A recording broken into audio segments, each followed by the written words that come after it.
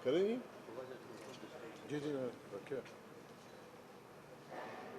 बिस्मिल्लाहिर्रहमानिर्रहीम। कौमी असम्बली में बजट का इजलास जारी है। उसमें भी अपोजिशन के मेंबरान ने तकरीरें की हैं।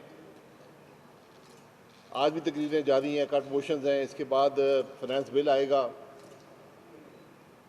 और हमने पहले दिन से ये बात कही है कि हुकूमत ने जो बजट बनाया है ना इसकी आमदन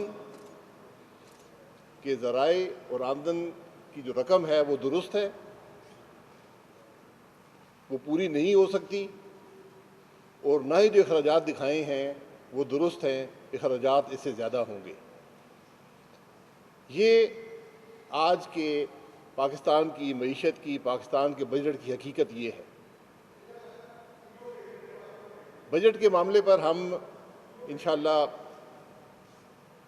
अगले हफ्ते एक तफसील से प्रेस कॉन्फ्रेंस करेंगे, लेकिन आज जो मसला खड़ा हुआ है वो बेपनाह तशवीश का बायस है कि एक तरफ कौमी असम्बली बजट पर बहस कर रही है। बजट को 30 तारीख को पास होना है और आज पेट्रोल की कीमत में 34% इजाफे से अवाम पर एक बहुत बड़ा बोझ लाद दिया गया है। ये काबिल कबूल नहीं है, ये काबिल यकीन भी नहीं है कि जहां पर आप बजट पेश कर रहे हों और बजट के पास होने से पहले आप एक मिनी बजट पेश कर दें।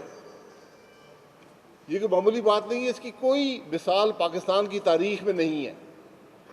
मैं पेट्रोल के हवाले से, मैं पेट्रोलियम का वज़ीर रहा हूँ 5 साल। पेट्रोल के हवाले से मैं सिर्फ बड़े आसान से इदाद व शुमार आपके सामने रखूँगा। 31 मई 2018 को जब हमने हुकूमत छोड़ी, जो पेट्रोल पाकिस्तान ख़रीदता था उसकी कीमत 72 रुपये 11 पैसे थी। उस पर हुकूमत 15 रुपये 59 पैसे टैक्स लगाती थी और 87 रुपये 70 पैसे में पेट्रोल मार्केट में बिकता था। मैं फिर बता देता हूँ, पेट्रोल की कीमत 72 रुपये 11 पैसे, टैक्स 15 रुपये 59 पैसे, पेट्रोल मार्केट में 87 रुपये 70 पैसे बिकता था। डॉलर भी बता दें बैरल का। उस वक़्त जो तेल था वो तकरीबन $70 फी बैरल के लगभग था। आज जो पेट्रोल पाकिस्तान खरीद रहा है, आज के दिन जिस पर यह कीमत रखी गई है, उस पेट्रोल की कीमत 55 रुपये 56 पैसे है। इस पर 44 रुपये 55 पैसे टैक्स लगाया गया है, 44 रुपये 55 पैसे। और पेट्रोल पाकिस्तान के अवाम को 100 रुपये और 10 पैसे का पेट्रोल फराहम किया जा रहा है। ये पेट्रोल की हकीकी कीमत अगर इजाफी टैक्स ना लगाया जाए तो आप 55 रुपये 56 पैसे का पेट्रोल है, उस पर आप तकरीबन 13 रुपये का टैक्स लगेगा। तो आज जो पेट्रोल की कीमत है इसको 35 रुपये कम होना चाहिए। आज पेट्रोल की हकीकी कीमत तकरीबन 67 रुपये के करीब है, जिसको हुकूमत, जिसका वज़ीर-ए-आज़म कहता है कि मैंने कभी कोई तज़ाद नहीं किया, तो मैं वज़ीर-ए-आज़म साहब से कहूँगा कि अपनी स्टेटमेंट्स जो आप देते थे उनको ज़रा पढ़ लें, अपनी दौर की स्टेटमेंट्स पढ़ लें। आज जो चीज़ पाकिस्तान के अवाम को 67 रुपये में मिलनी चाहिए थी, आज 100 रुपये और 10 पैसे में मिल रही है। इसका कोई जवाब है किसी के पास? और इसकी बुनियादी वजह यह है कि जो टैक्स के अंदर 30 रुपये का इजाफा किया गया, उसकी वजह से ये सारा मामला पैदा हुआ है।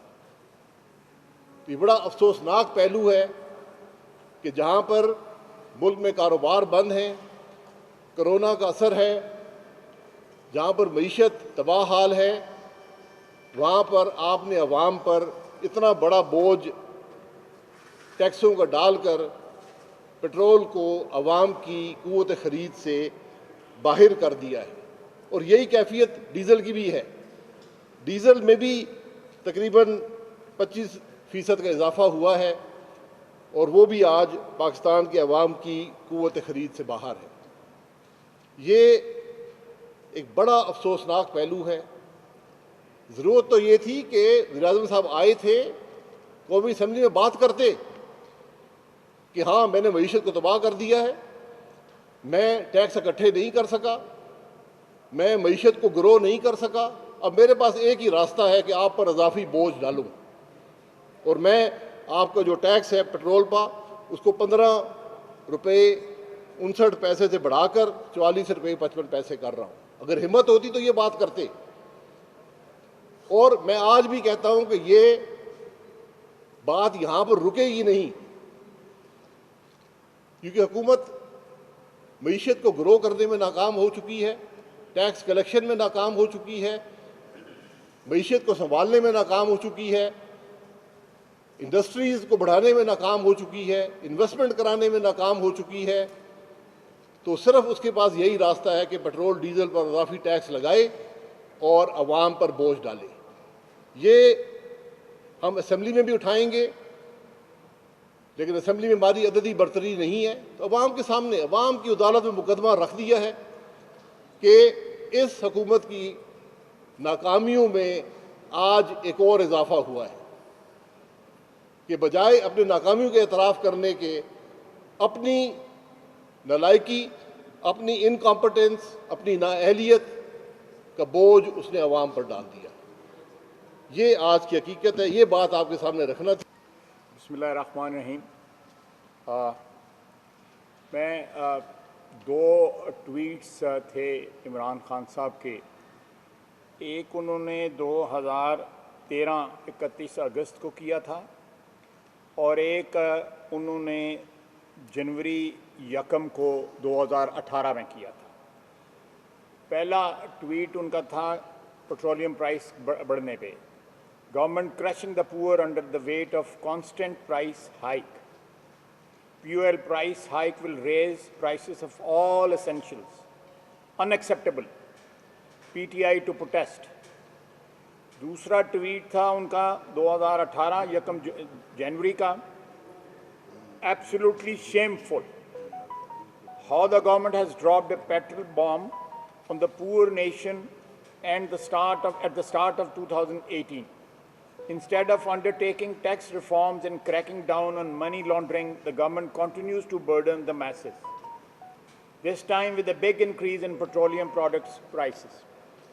ये दो जो है उनकी ट्वीट्स अगर वो पढ़ लें तो शर्म है तो शर्म भी कर लें।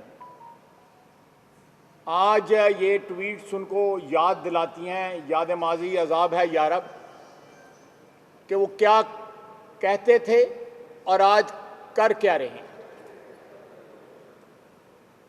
आज पेट्रोल की प्राइसेस बढ़ी हैं, कुछ ज़्यादा देर नहीं लगेगी ये बिजली की प्राइसेस भी बढ़ेंगी, क्योंकि पावर सेक्टर जो है सारे का सारा डिपेंडेंट है मोस्टली ऑन पेट्रोल प्राइसेस और फर्नेस ऑयल और डीजल ऑयल। ये यहाँ पे महंगाई का तूफान नहीं रुकेगा। ये आपकी जो है हर चीज़, एग्रीकल्चर प्रोडक्ट्स हैं, फूड प्रोडक्ट्स हैं, हर चीज़ के ऊपर ये इफ़ेक्ट होगा। ये जो तूफ़ान उन्होंने अनलीश किया है ये थमेगा नहीं। इस वक्त सूरत हाल ये है कि इमरान खान और पाकिस्तान जो है ये को एग्जिस्ट नहीं कर सकते। अगर इमरान खान को ज़्यादा मोहलत मिली और यही पॉलिसियाँ वो परसू करते रहे तो पाकिस्तान एक ऐसे मुकाम पे पहुंच जाएगा जहां पे हो सकता है वापसी जो है वो नामुमकिन हो जाए। बिल्कुल सही कहा अब्बासी साहब ने कि परसों अपनी तकरीर में कह देते, लेकिन जुर्रत कहां से लेके आते? कौमी अदारों को, जो शख्स अपने इक़्तिदार में कौमी अदारों को ज़ाती स्कोर सेटल करने के लिए अपनी अना और अपनी मुंतकिम मजाजी का मुजाहरे के लिए उन अदारों को इस्तेमाल करे, उससे बड़ा बुज़दिल शख्स कोई नहीं होता। अगर जुर्रत है तो इस नाकामी का एतराफ़ करें जो दो साल में उन्होंने पाकिस्तान का मुकद्दर कर दिया है, उसका एतराफ़ करें और अपनी नाकामी का एतराफ़ करते हुए इस्तीफ़ा दें। पीटीआई अपना नया लीडर चुन ले, पीटीआई एक नया रहनुमा चुन ले, ताकि कौम को इस शख्स से छुटकारा मिले। सारा पाकिस्तान जो है इसकी अना की जद में है और इसकी अना की नज़र हो चुका है। आज पेट्रोल प्राइसेस की जो डाका डाला है, 30 जून का इन्होंने इंतज़ार नहीं किया। अपनी बुक्स की को हालात ठीक करने के लिए जो कुछ उन्होंने किया है, या आइंदा बोझ जो डालने का उन्होंने एक आज जो प्रोसेस स्टार्ट किया है, और पाकिस्तान की आवाम के लिए वो नाकाबिले बर्दाश्त होगा।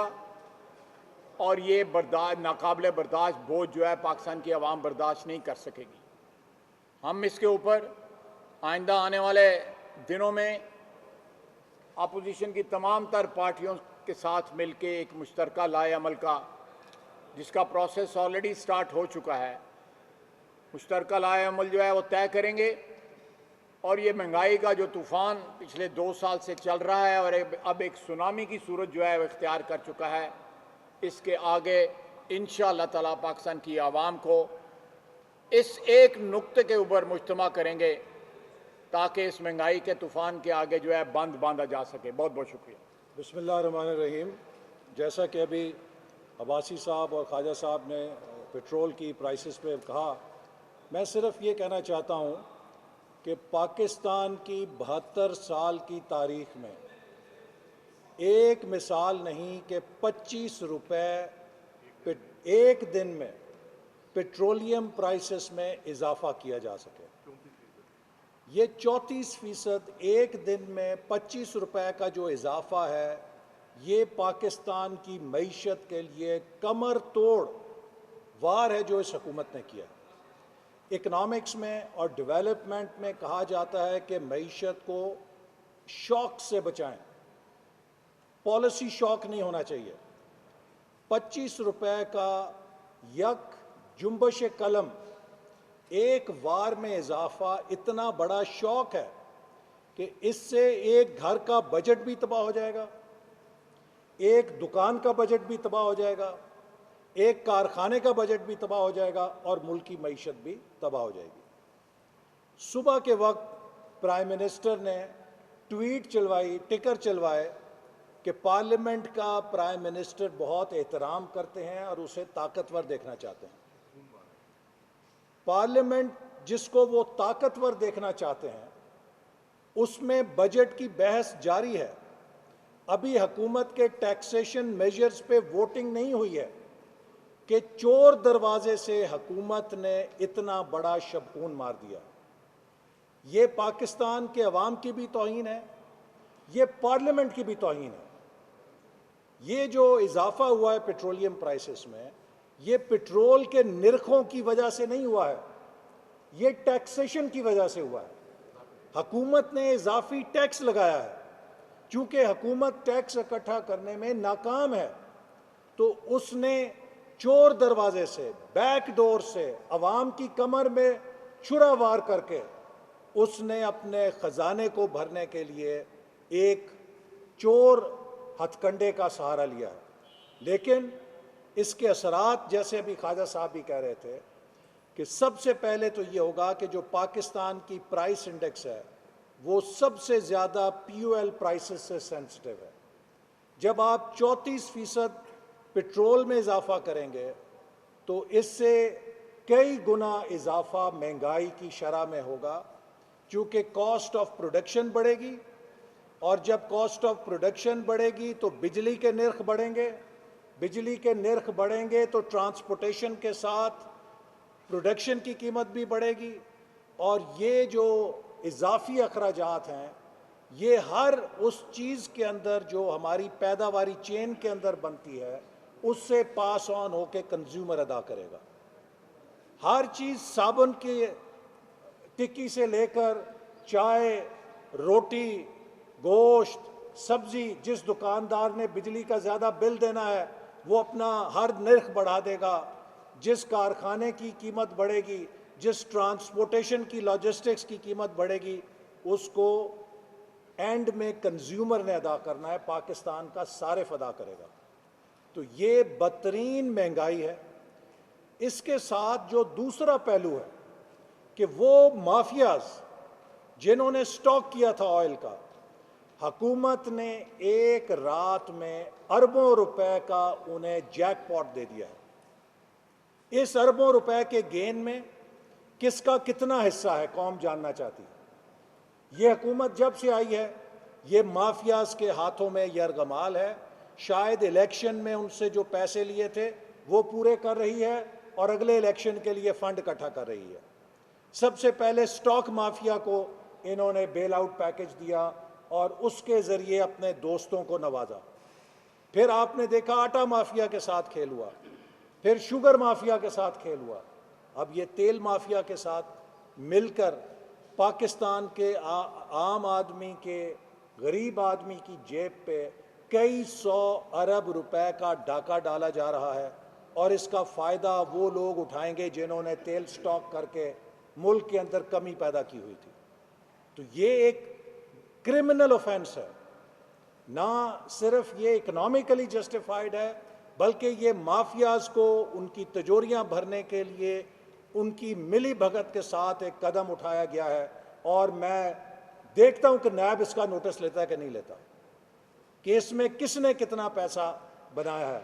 हम इसकी शदीद मजम्मत करते हैं, हुकूमत से मुतालबा करते हैं कि इसे फौरी तौर पे वापस लिया जाए, वगरना इस करप्शन और इस अवाम दुश्मन मेजर की सारी जिम्मेदारी इमरान खान के ऊपर है। और जैसे ख्वाजा साहब ने भी कहा, इमरान खान आपको इस मुल्क ने बड़ा नवाजा है, आपको इस मुल्क ने क्रिकेट का कैप्टन बनाया, आपको इस मुल्क ने इज्जत दी, चलो अपनी जिद में जैसे भी बने वजीर आजम भी बन गए, अब इस मुल्क पे रहम करो। ये नहीं चलता तो इज्जत के साथ रिटायर्ड हर्ट हो जाओ। ये मुल्क का बका का मामला है। क्रिकेट खेलते थे, क्रिकेट में जब एक बैट्समैन बैटिंग नहीं कर सकता तो वो रिटायर्ड हर्ट हो जाता है ताकि उसकी जगह कोई और आके क्रीज संभाले और इनिंग्स को आगे लेके चले। लिहाजा अब इमरान खान साहब आपके रिटायर्ड हर्ट होने का वक्त आ गया है। क्रीज छोड़ें, इस मुल्क को तबाह ना करें।